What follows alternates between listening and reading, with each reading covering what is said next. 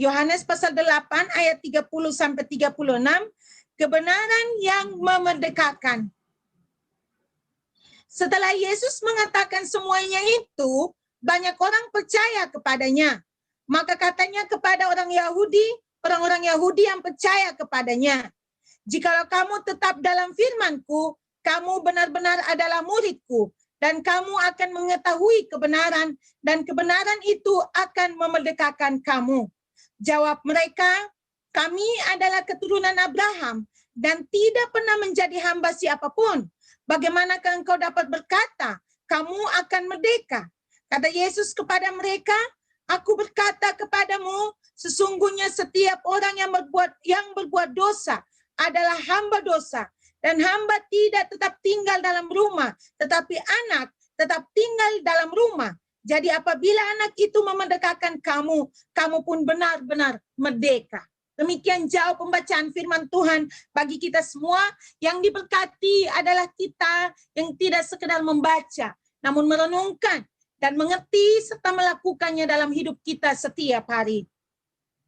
Saudari-saudari yang terkasih dalam Tuhan Yesus Kristus, jika kita melihat kembali pada kalender, minggu ini dan juga minggu dalam 1 bulan ini adalah persiapan kita menuju kepada Paskah. Maka saya menulis minggu-minggu ini adalah minggu Prapaskah. Kita akan merayakan dan mensyukuri karya Tuhan Yesus bagi kita lewat keselamatan yang Tuhan lakukan kepada kita saat Dia mau memberikan nyawanya untuk kita semua. Dan ini adalah satu kebenaran yang memberikan kepada kita kelepasan atau kemerdekaan. Maka hari ini firman Tuhan ini akan kita renungkan dengan tema Truth Set You Free. Kebenaran yang memerdekakan kamu. Truth set you free. Ada beberapa hal penting yang saya sangat rindu untuk bagikan sebagai kebenaran yang sangat memberkati saya. Namun saya ingin kita untuk memperhatikan kembali pada pendahuluan tentang siapakah yang menuliskan kitab Injil Yohanes ini. Dan Yohanes ini sebenarnya mengisahkan tentang apa dan apa yang menjadi fokus daripada ayat 30 sampai dengan ayat yang ke-36 atau perikop kita pada hari ini. Saudari-saudari yang terkasih dalam Tuhan Yesus Kristus, Injil Yohanes mencatat banyak hal tentang pelayanan Yesus di daerah Yudea dan Yerusalem. Bisa diperhatikan pada slide yang saya ketik di sini, dan menyatakan dengan lebih sempurna rahasia tentang kepribadian Yesus. Siapa Yesus itu sebenarnya? Nah, penulis daripada Injil Yohanes ini ada beberapa ayat yang menuliskan di situ bahwa dia adalah murid yang dikasihi oleh Yesus. Nah, pada ayat-ayat ini juga mengungkapkan kepada kita bahwa murid yang dikasihi Yesus atau orang yang menuliskan ini adalah Yohanes. Yohanes yang adalah salah satu murid yang daripada Tuhan Yesus. Silakan membaca pada slide, di situ saya menjelaskan. Nah, Injil Yohanes ini adalah satu pernyataan teologis yang sangat dalam tentang kebenaran. Kebenaran yaitu Tuhan Yesus Kristus itu sendiri yang menjelma di dalam diri Tuhan Yesus Kristus itu sendiri yang memberikan kepada kita keselamatan. Maka saya membuat satu gambar di bawah ini, kenapa Yesus Kristus memberikan kita keselamatan. Kalau kita lihat di sini, manusia berdosa. Sedangkan Allah itu adalah Allah yang suci atau Allah yang kudus. Nah, manusia yang berdosa ini patut mendapatkan kematian, tetapi Allah mempersiapkan kita kepada kehidupan yang kekal. Tetapi ada satu jurang yang memisahkan kita, yaitu dosa. Dosa memisahkan kita dari Allah. Kita bisa baca di Yesaya pasal 59 ayat 2, Roma 3 ayat 23. Semua manusia telah berbuat dosa dan telah kehilangan kemuliaan Allah. Ya, saudari-saudari yang terkasih dalam Tuhan Yesus Kristus, karena dosa memisahkan kita daripada Allah yang kekal dan suci itu, memisahkan kita dari kehidupan kekal, maka harus ada yang bisa menyatukan kita, membuat kita datang kepada Tuhan, memperoleh kehidupan yang kekal itu. Nah, hari ini tema kita Truth Set You Free, kebenaran yang memerdekakan kamu. Saya memberikan kepada kita di sini kalimat yang terakhir, saya katakan bahwa pernyataan teologis yang sangat dalam tentang kebenaran yang menjelma di dalam diri Yesus Kristus. Jadi kebenaran yang dimaksud di sini adalah Yesus Kristus itu sendiri. Maka kebenaran yang pertama yang akan kita pelajari di sini, mari kita lihat pada ayat-ayat ini. Kebenaran yang memerdekakan. Setelah Yesus menyatakan semuanya itu, banyak orang percaya kepadanya. Maka katanya kepada orang-orang Yahudi yang percaya kepadanya,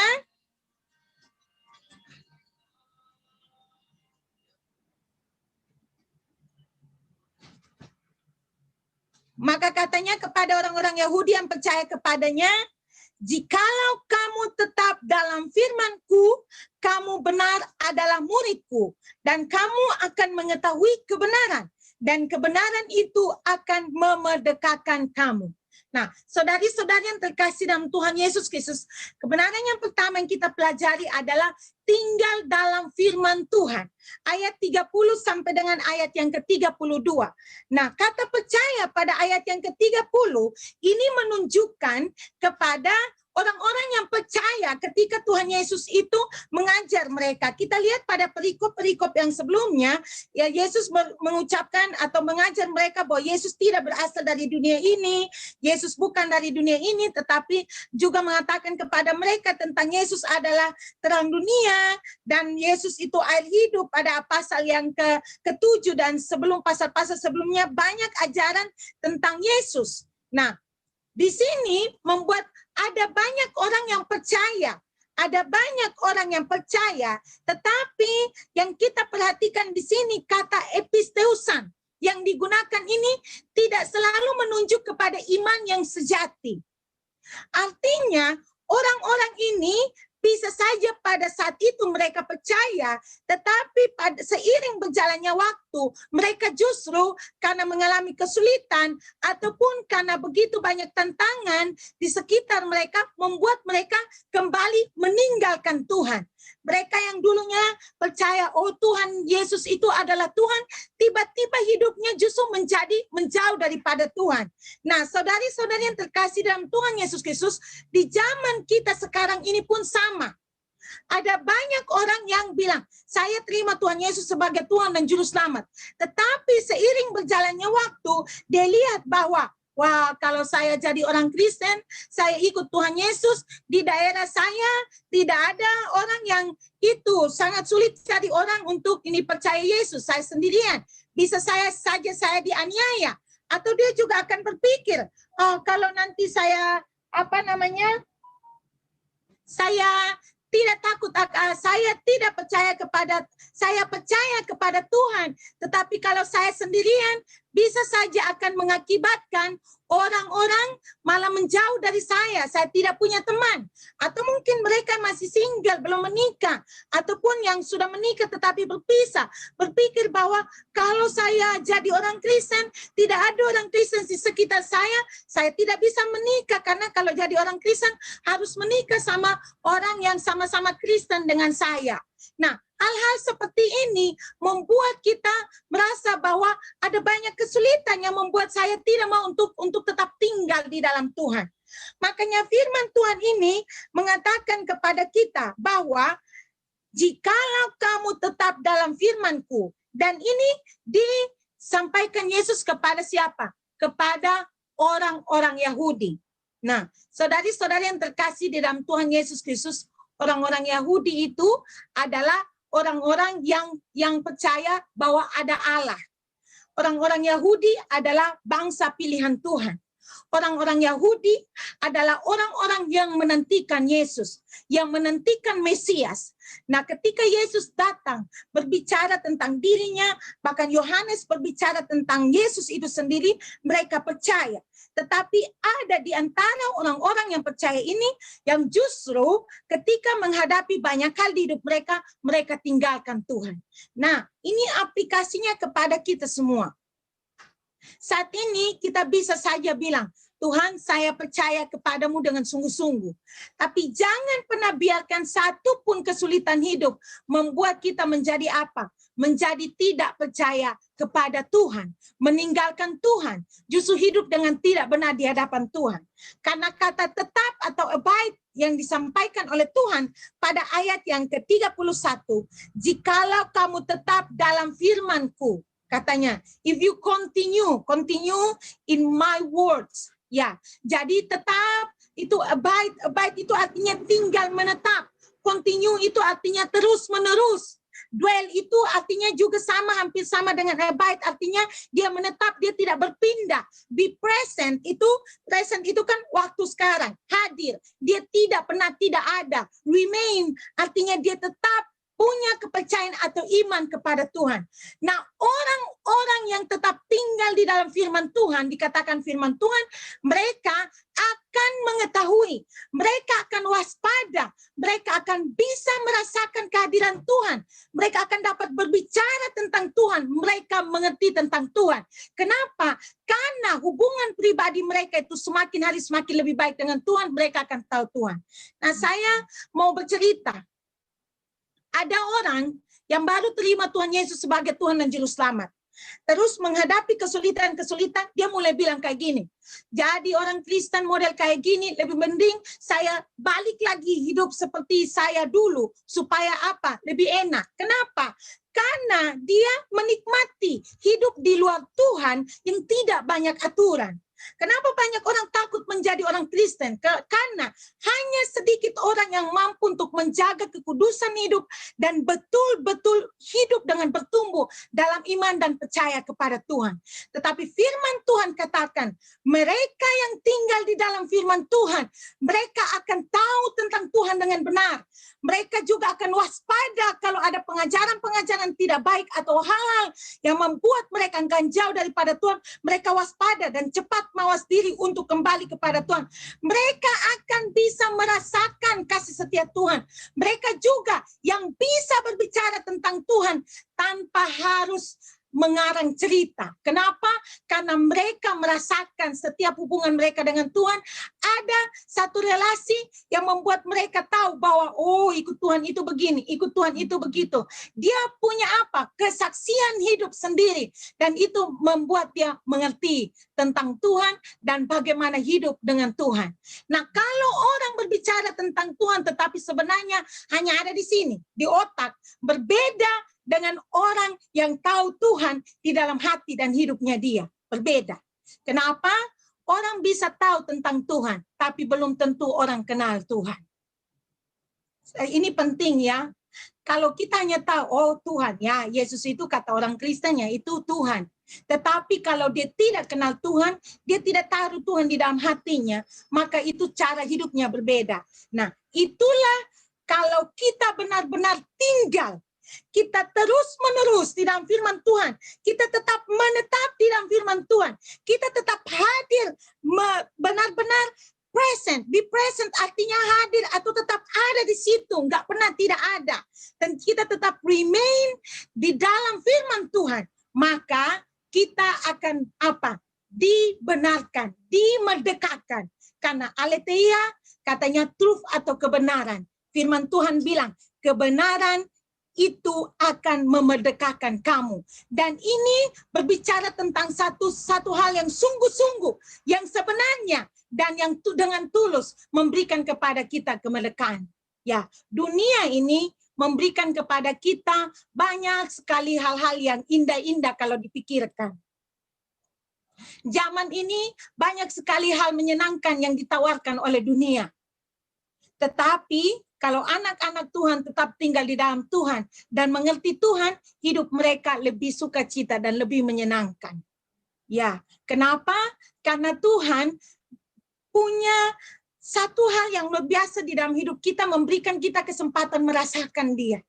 Memberikan kita kesempatan untuk bisa tahu bagaimana saya hadapi ini dengan Tuhan.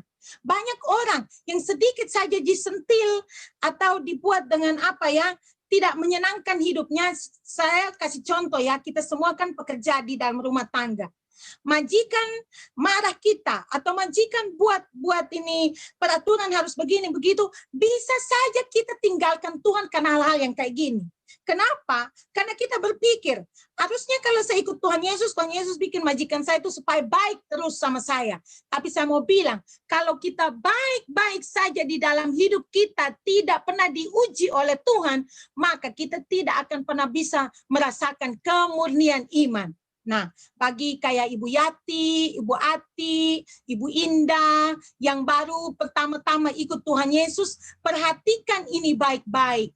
Akan ada banyak hal yang membuat ibu-ibu ini akan pulang lagi kepada kehidupan yang lama. Pastor Yeri, saya lebih baik balik lagi. Kenapa? Soalnya tidak ada orang Kristen di tempat saya. Saya masih pengen nikah lagi. Jadi nanti kalau saya ini jadi orang Kristen, balik rumah nggak bisa nikah lagi orang Muslim semua di sana. Ataupun Pastor Yeri, saya tidak mau lagi jadi orang Kristen. Ikut Tuhan Yesus terlalu susah. Karena ikut Tuhan Yesus terlalu banyak peraturan. Atau Pastor Yeri, saya tidak mau ikut Tuhan Yesus lagi. Saya malas. Kenapa? Karena ikut Tuhan Yesus harus baca Alkitab, harus berdoa terus. Kalau saya masih dulu jadi orang Muslim, saya tinggal berdoa 1 hari 5 kali saja. Waktu yang lain tidak usah lah, katanya begitu kan. Ya, jadi akan ada banyak hal yang membuat kita untuk balik lagi kepada kehidupan kita yang lama. Tetapi firman Tuhan katakan kalau kita tetap tinggal di dalam firman Tuhan, Tuhan akan memberikan kepada kita hak-hak istimewa untuk merasakan Tuhan, untuk tahu tentang Tuhan, untuk waspada, untuk dapat berbicara tentang Tuhan dan untuk mengerti tentang Tuhan. Dan tidak ada satupun hal di muka bumi ini yang bisa pisahkan kita dari kasih Tuhan. Ya, saya sangat meyakini itu. Karena sampai hari ini saya bisa ada di sini dan melayani Tuhan. Banyak sekali kesaksian hidup bersama dengan Tuhan. Kalau saya berbicara, saya tahu saya masih sangat muda. Tetapi pengalaman hidup bersama dengan Tuhan membuat saya mengerti bahwa percaya, orang bisa bilang hari ini saya percaya, besok tinggalkan Tuhan. Tetapi anak-anak Tuhan yang bilang hari ini saya percaya dan saya tidak pernah tinggalkan Tuhan, tidak akan pernah merasakan yang namanya susahnya hidup yang susah-susah sampai susah seperti susah yang tidak bisa lagi bangkit karena Tuhan pasti akan tolong. Tuhan punya cara. Kita maju kepada yang kedua. Saya membaca ayat 33 sampai ayat yang ke-35. Jawab mereka, kami adalah keturunan Abraham dan tidak pernah menjadi hamba siapapun. Bagaimana engkau dapat berkata kamu akan merdeka? Kata Yesus kepada mereka, aku berkata kepadamu sesungguhnya setiap orang yang membuat dosa adalah hamba dosa. Dan hamba tidak tetap tinggal dalam rumah, tetapi anak tetap tinggal di dalam rumah. Saudari-saudari, saya bukan merasa, tapi firman Tuhan ini, kalau kita lihat keadaan kita semua ya, teman-teman semua bekerja di rumah majikan. Dan saya pun bekerja di kantor yang punya orang, bukan punya saya. Saya melayani di gereja orang-orang Hong Kong yang kapan saja mereka bisa tendang saya keluar. Dan itu artinya bahwa itu bukan milik kita. Itu bukan bagian dari kita yang maksudnya selamanya akan menjadi bagian kita. Satu hari kita bisa akan pergi tinggalkan itu. Rumah majikan pun kita hanya pekerjaannya dia. Ya, kita hanya pekerjaannya mereka. Satu hari kita tinggalkan itu. Tetapi Tuhan ingin supaya kita itu apa? Merdeka. Merdeka yang dimaksud di sini adalah merdeka dari dosa. Jadi kita tidak tetap tinggal di dalam dosa itu, terkungkung di dalam dosa yang sama, tidak mau untuk dilepaskan. Nah, bangsa Yahudi ini ketika dikatakan kamu itu, dia bilang, Tuhan bilang kepada mereka, tapi mereka bilang kayak gini, kami ini keturunan Abraham. Bagaimana kamu bilang kalau kami ini hamba? Karena, kenapa? Abraham adalah bapa orang beriman.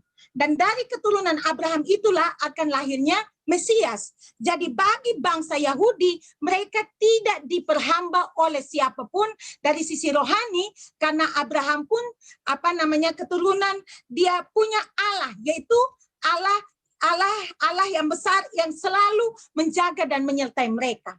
Nah, saudari-saudari yang terkasih dalam Tuhan Yesus Kristus, kenapa saya bilang kebenaran yang kedua ini kita harus merdeka dari dosa? Kalau merdeka artinya itu free. Merdeka itu artinya bebas. Merdeka artinya bahwa dia sudah tidak dikurung atau dia sudah tidak dikungkung lagi di tempat yang sama, tetapi dia sudah dilepaskan. Tapi kalau orang terus-menerus hidup di dalam dosa, itu berarti bahwa dia sedang diperhamba, diperbudak oleh dosa itu. Nah sekarang pertanyaan pentingnya adalah bagi saudari-saudari satu persatu. Tanya diri sendiri, saya mau tetap hidup sebagai hambanya ini dosa, atau saya mau bebas supaya saya lepas dari dosa. Nah yang dimaksud terus berbuat dosa atau menjadi hamba dosa adalah dia terus-menerus berbuat dosa atau hidup di dalam dosa. Contoh, suka sekali nonton video porno. Malam-malam sebelum tidur, masih ada waktu ini untuk istirahat, belum mengantuk, mulailah scrolling, semua video-video ditonton. Itu contoh. Kalau terus-terusan melakukan itu artinya orang itu diperhamba atau diperbudak oleh dosa. Dia tetap hidup di dalam dosa dan dia belum merdeka. Contoh yang kedua, marah-marah terus, tidak pernah cepat sekali tersinggung kalau temannya buat sesuatu yang sebenarnya tidak harus tersinggung, tetapi cepat sekali tersinggung. Atau majikannya mengatakan sesuatu, dia sakit hati, dia simpan itu sampai bertahun-tahun. Bayangkan, itu diperhamba oleh dosa. Itu hal-hal kecil yang sedang saya sebutkan ini. Tapi hal-hal yang besar, mungkin kita bisa lihat teman-teman kita, karena banyak membutuhkan uang, pergi untuk melakukan sesuatu di luar sana yang tidak sesuai kehendak Tuhan untuk apa? Untuk bisa dapatkan uang. Hidup terus-menerus di dalam dosa. Atau teman-teman yang mulutnya masih suka diperhamba oleh dosa, suka maki. Suka memaki, mengeluarkan kalimat-kalimat kotor, yang suka membicarakan orang, itu juga adalah orang-orang yang masih diperhamba oleh dosa. Hal-hal kecil yang seperti ini kita tidak perhatikan, ya itu akan menumpuk, semakin banyak membuat kita jatuh. Jadi, yang suka maki-maki, yang suka gosip, suka bicarakan orang, bertobat. Supaya apa? Merdeka dari dosa, supaya kita tidak menjadi hamba atau menjadi budak, tetapi kita menjadi orang merdeka dari dosa. Karena saya menjelaskan di sini, kata yang digunakan untuk seorang hamba di dalam kata ini, hamba dosa ini atau budak dosa ini adalah doulos, artinya dia benar-benar terikat di dalam situ, dia tidak bisa untuk apa? Untuk keluar, dia memperhambakan dirinya. Jadi dengan sukarela dia mau lakukan itu. Tuhan bilang, hanya Yesus satu-satunya yang membawa kita keluar. Nah ketika Yesus sudah merdekakan kita dari situ, jangan balik lagi. Kalau balik lagi, masih ingat saya pernah bercerita tentang itu, ada orang Kalimantan Barat bilang babon. Tahu babon itu apa? Babon itu dagingnya daging haram. Babon itu dagingnya daging haram. Ya, babon itu babi. Jadi, saya bercerita dulu kan, di Kalimantan Barat, saya pelayanan di desa-desa di sana. Satu hari saya pergi ke satu tempat. Nah, ada satu kawanan babi, mungkin mamanya, bapaknya, sama anak-anaknya, anak cucunya juga mungkin di situ. Jadi, satu kawanan babi mungkin sekitar 8-10 ekor. Mereka itu, berjalan. Terus, ada satu tempat yang ada kubangan. Kubangan ini, tempat air itu kotor sekali, lumpur kan. Wah, mereka itu kayak dengan sangat senang hatinya meluncur semua di situ, baru guling begitu. Babi-babinya guling-guling di dalam lumpur-lumpur itu. Jadi saya mau bilang, kalau kita sudah dimerdekakan Tuhan, kita sudah diberikan keselamatan oleh Tuhan, tetapi kita kembali lagi hidup di dalam dosa terus-menerus. Nah, apa bedanya kita dengan begitu? Saya tidak bilang kita itu ya, tetapi saya bilang, pikirkan baik-baik. Kita sudah di tempat yang bersih, ngapain lagi pergi di tempat yang kotor? Kita sudah di tempat yang terang, kenapa kita pergi ke tempat yang gelap? Karena gelap dan terang tidak bisa menyatu. Kalau ada gelap, pasti tidak ada terang. Kalau ada terang, pasti tidak ada gelap. Jadi hidup itu harus jelas. Kalau mau diterang, terang. Kalau mau ke gelap, gelap. Jangan setengah-setengah. Ya, Karena kalau setengah-setengah itu artinya mendua hati. Firman Tuhan bilang orang yang mendua hati tidak akan tenang dalam hidupnya. Jadi semua bertanya pada diri sendiri, kenapa saya tidak tenang? Apakah saya masih mengandalkan hal-hal duniawi yang ada di dalam hidup saya sekarang, atau betul-betul saya andalkan Tuhan? Kalau betul-betul andalkan Tuhan, pasti akan tenang. Saya bicara seperti ini bukan sekedar bicara, tetapi ini adalah kenyataan. Karena saya menjalaninya. Hidup dengan Tuhan itu, walaupun mungkin kadang-kadang kita menangis, tapi menangis setelah itu kita bisa bersuka cita. Menangis bukan sama orang, tapi menangis sama Tuhan. Oke? Jadi yang mau merdeka dari dosa, hari ini bikin komitmen. Saya tidak mau buat dosa lagi. Saya tidak mau lagi jatuh di kubangan yang sama. Saya tidak mau diperhamba oleh dosa. Tapi saya mau jadi orang merdeka. Amin? Ya, kita kembali kepada yang ketiga. Ayat 36. Jadi apabila anak itu memerdekakan kamu, kamu pun benar-benar merdeka. Saya sangat suka dengan kata ini. Benar-benar merdeka. Tetapi ada satu hal yang sangat luar biasa yang harus diperhatikan di sini adalah apabila anak itu memerdekakan kamu. Nah, kita lihat ya, kata anak di sini hanya pakai huruf besar. Itu berarti bahwa Yesus. Jadi hanya Yesus yang mampu memerdekakan kita, yang mampu menyelamatkan kita. Nah, dikatakan benar-benar artinya sungguh-sungguh. Kenapa? Karena ada ajaran-ajaran lain yang mengajarkan kepada kita bahwa kalau kamu ikut saya, kamu pasti akan selamat. Kalau kamu ikut saya, kamu buat ini, kamu buat itu, pasti kamu akan selamat. Tapi hari ini kita belajar bahwa hanya di dalam Tuhan Yesus Kristus saja kita diselamatkan. Nah, saudari-saudari yang terkasih dalam Tuhan Yesus Kristus, saya ingin kita lihat pada slide ini, perhatikan slide ini, gambar ini dengan baik. Tadi pada pendahuluan saya memberikan gambar ini, tetapi dengan di tengah sini saya menulis dosa memisahkan kita dengan Allah yang suci. Nah, pada slide yang terakhir ini saya menjelaskan kepada kita semua. Ini kita manusia yang berdosa. Di sini Allah yang suci. Manusia yang berdosa kita patut untuk mendapatkan kematian kekal. Tapi Tuhan mempersiapkan kepada kita kehidupan kekal. Nah, bagaimana supaya kita dari yang mati kekal ini bisa jadi hidup yang kekal? Kita perlu yang namanya juru selamat. Dan satu-satunya juru selamat adalah Yesus Kristus. Perbuatan baik kita tidak menyelamatkan kita. Ingat itu. Baik-baik, ingat ini baik-baik. Tidak satupun perbuatan baik kita memberikan kita keselamatan. Tadi malam, waktu kami ibadah hari Sabtu, saya bilang kepada teman-teman, kalau teman-teman bilang, mampu berbuat baik untuk memberikan keselamatan. Kalau perbuatan baiknya lebih banyak daripada dosanya, atau dengan perbuatan jahatnya akan jadi baik, kita mau hitung sama-sama. Saya bilang sama teman-teman yang hari Sabtu, saya bilang kita hitung. Teman-teman, karena orang baik satu hari bikin dosanya 3 saja. Pagi, bangun pagi-pagi mungkin bohong. Siang-siang bikin apa lagi lah. Terus sore nanti buat sesuatu lah. Malam kayak gitu. Jadi satu hari bikin 3 saja dosa. Satu hari 3 dosa. 1 bulan 3 kali 3, 9. 9 tambah 01 jadi 90 dosa dalam 1 bulan. Terus 1 bulan kita hidup sekitar 30 hari kan. Nah 30 dikali 3 artinya bahwa 900